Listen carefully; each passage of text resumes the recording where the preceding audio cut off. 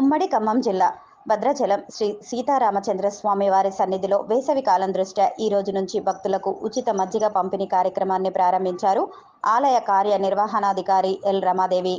ఈ యొక్క కార్యక్రమంలో ఆలయ అర్చకులు, పోలీస్ బృందం, వర్కర్లు తదితరులు పాల్గొన్నారు.